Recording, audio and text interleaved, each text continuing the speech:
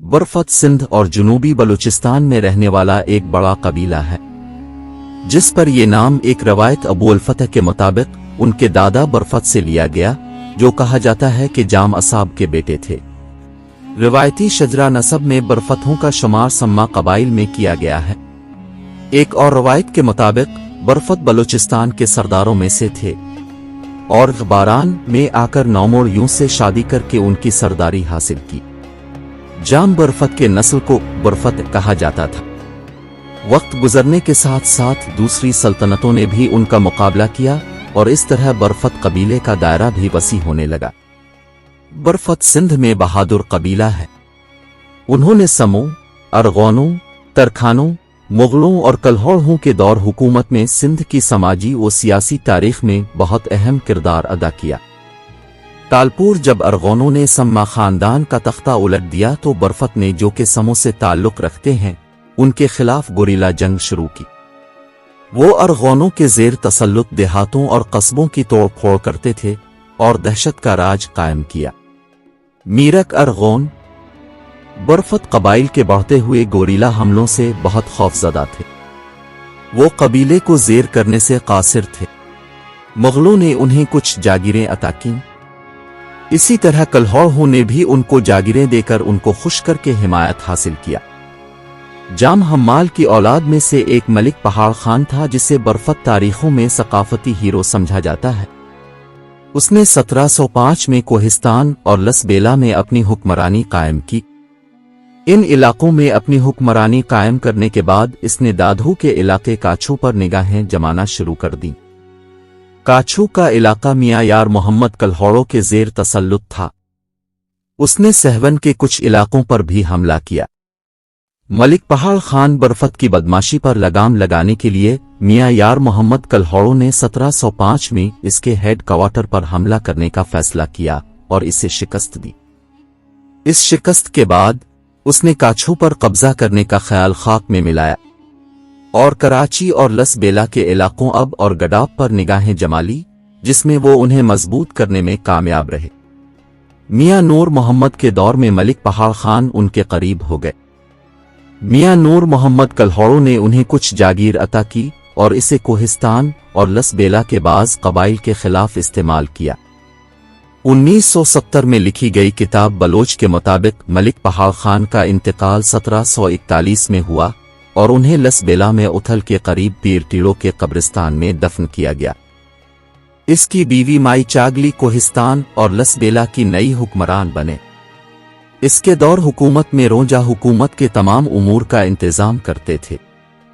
ताहम कोरेजा कबीले के सरबराह जाम आली ने रोजा के हाथों अपने भाई के कत्ल के बाद माई चागली से बेला का इलाका छीनकर अपनी हुकूमत कायम की। माई चागली सिंध हिजरत करके कोटरी में आबाद हुई, जहां उनका मकबरा वाक़े है। बाद अज़ा उनका बेटा मलिक इज़्ज़त खान बरफत मियां गुलाम शाह कल्हौड़ों का जनरल बना। उन्होंने कई जंगों में अपनी बहादुरी का मुजाहरा किया। इसका इंतकाल 1776 में हुआ और कोटरी में अपनी वालिदा की कब्र के पास दफन किया गया। माई चागली और मलिक इज़्ज़त खान बरफत के मकबरे गवर्नमेंट डिग्री कॉलेज कोटरी के करीब वाक़े हैं। पहाड़ खान और मलिक इज़्ज़त खान के अलावा बरफत खानदान से ताल्लुक़ रखने वाला एक और बहुत मशहूर शख्स बोला खान नंबरे बरफत है, जो मियां नूर मोहम्मद कल्हौड़ों के दौर में पहाड़ी इलाकों के लोगों बापरानी बरफत का सरदार था। मियां नूर मोहम्मद ने उन्हें एक जागीर अता की थी। बोला खान ने 1747 में ठट्ठा में राना ऑफ देजा के खिलाफ कल्हौड़ा फौज के जनरलों शेख शुक्रल्ला और बिलावल नाइच की भी मदद की। वो बोला खान जाखड़ के नाम से भी जाने जाते थे। कुछ लोगों का ख्याल है कि जाखड़ भी बरफत नस्ल से है। बोला खान का मकबरा मनगू पीर कराची में वाक़े है। मलिक सफदर वलद मलिक हारून बरफत और मलिक दोहा वलद मलिक हारून के मकबरे भी मलिक बोला खान के मकबरे के करीब हैं। कोहिस्तान और लसबेला पर बरफत हुक्मरानों के दौर में ये सकाफती और सियासी सरगर्मियों का मरकज रहा था। बरफतों का कब्रिस्तान एक छोटी पहाड़ी पर वाक़े है और दूर से नुमायां है। आम तौर पर ताहोंग गांव में और उसके आसपास मौजूद मकबरे ताहोंग के मकबरे के नाम से जाने जाते हैं। यहाँ 392 से ज्यादा मकबरे हैं, जो दीदा जेब नक्श के साथ पत्थर के मकबरे हैं। ज्यादातर का ताल्लुक बरफत खानदान के लोहारानी नस्ब से है। इसमें बरफत नस्लों और उनकी खिदमत करने वालों के मकबरे भी हैं। बरफत कब्रों को 3 ग्रोहों में तकसीम किया जा सकता है, यानी मशरकी, मगरबी और शुमाली, जिनमें बिलतरतीब जाम महमूद, जाम लोहार और जाम आली या आड़ी के नाम हैं। इन कब्रिस्तानों के अलावा एक और कब्रिस्तान भी है जो जाम लोहार के कब्रिस्तान से 2 किलोमीटर शुमाल में वाक़े है और उसे मकामी तौर पर बोशिंजो कब्रिस्तान, बोशी कब्रिस्तान कहा जाता है, जो गालिबन इन लोगों का है जिन्होंने बरफत सरदारों की खिदमत की थी। एक शजरा नसब की रवायत में बहुत से बादशाहों को बरफत की औलाद के तौर पर दर्ज किया गया है। इस रवायत के मुताबिक जाम बरफत के 6 बेटे थे, हमरुक, करो, दीनान, मोची, हमरको और शाहू। करो की औलाद में अकलानी भी शामिल है। दीनान के औलाद के नस्ल दीन रानी कहलाते हैं, मोची की नस्ल मोचीजा कहलाते हैं। हमरको की औलाद हमरकास बनी, जो बाद में जोखस में शामिल हो गए। शाहू की औलाद से शाहूक निकले, जो जंगल में रहते थे। जाम बरफत के बाद जाम हमरुक पैदा हुए, जिसके 9 बेटे थे। एक अजीम जाम मरझोक था जो बाद में पगदर कहलाए। वो बरफत जात के एक मशहूर लीडर बन गए। उसने 24 इलाकों के सरदारों को अपने साथ मुकाबला करने पर मजबूर किया। उनकी वफात के बाद ये लक़ब उनके बेटे जाम बदीन यानी बहावालदीन को मिला। इसके बाद क़ियादत उनके बेटे जाम आरी बद्दू को दी गई। जाम आरी जाम बद्दू के नाम से मशहूर हुए। शायद इसे बद्दू इसलिए कहते हैं कि वो बदौन जैसे पहाड़ों में रहने लगा था और वहां से इसने फौज लेकर सिंध के आबाद इलाके को लूटना शुरू कर दिया। और ये इत्तला दहली के मुगल बादशाह तक पहुंची कि इससे पूछा गया कि क्यों लूट मार कर रहा था। जवाब ये दिया कि मैं रोजी के लिए ये सब कुछ करता हूं। इस पर इंडस का इलाका, जो कि मौजूदा कोटरी और ठट्ठा तालुका का गालिबन 1/4 था, इसे जागीर के तौर पर दे दिया गया। वहां के 2 कबीले शोर और मन्नो पिसाह इससे लड़े और आज भी बरफत के नजदीकी कबाइल हैं। इस कबीले का सबसे बड़ा जाम बरफत, जो जाम असाब का बेटा था, 720 हिजरी के मुताबिक 1320 ईस्वी में जाम असाब इब्न जाम होती, जिसे सिंध का सूर्या और दातार कहा जाता है, अपने वालिद से नाराज होकर अपने दूसरे भाई चादरू और पिन्हुशोरू और 4 दीगर दोस्तों के साथ बलूचिस्तान में दाखिल हुए। उस वक्त बलूचिस्तान का बादशाह मीरक हुक्मरान था। कहते हैं कि ये बादशाह बड़ा जालिम था। जाम ईसाब ने रियाया को जालिम बादशाह से आजाद कराया, तो उन्होंने जाम ईसाब को अपना बादशाह बना लिया। जाम ईसाब ने अपनी मुद्दत पूरी की और उनके बाद जाम बरफत हुक्मरान हुए। जाम बरफत के बाद जाम हमरुक सरदार बना। एक और रवायत के मुताबिक जाम हमरुक के 5 बेटे थे। एक काला, जिनकी औलाद उकलानी पादो इस वक्त कोहिस्तान लसबेला में रहती है। दूसरा बेटा धर या दहर, जिसकी औलाद दहर या दादुर है, जो इस वक्त कोहिस्तान में रहते हैं।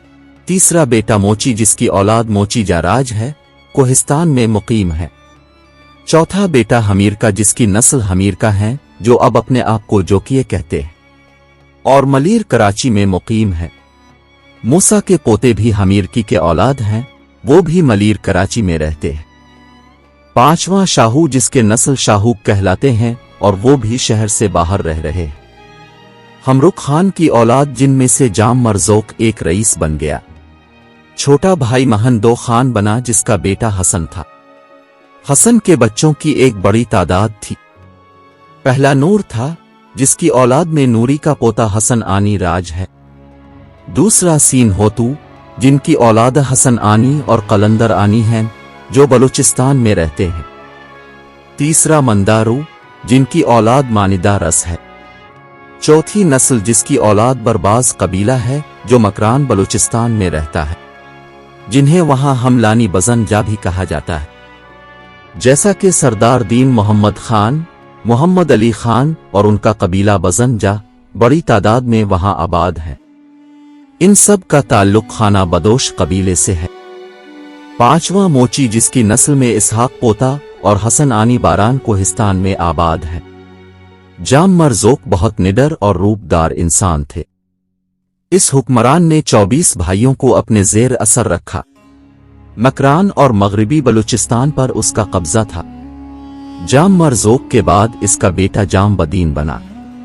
जाम बदीन के बाद इसका बेटा जाम अरीबद्दू तख्त नशीन हुआ। इसे मुग़लों का दौर कहा जाता है। जाम अरीबद्दू के दौर हुकूमत में दरिया के दाएं किनारे पर सहवन से लेकर उनके दारुल हुकूमत तक फैला हुआ था, जो कोटरी के शमाल मगरिब में 89 मील दूर था और अब सिंध का हिस्सा। वो बड़ा बहादुर आदमी था जिसने मुग़लों से लड़कर तलवार के जोर पर जागीरें हासिल की, जो सहवन से केटी बंदर तक थीं। इसके ज़माने में कोटरी और ठट्ठा के आसपास रहने वाले पालारी और शोरा इसके भाईचारे में शामिल थे। मुग़लिया दौर में उसने सहवन शहर को लूटा और मुग़ल फ़ौज के कैंप पर हमला करके दौलत लूट ली।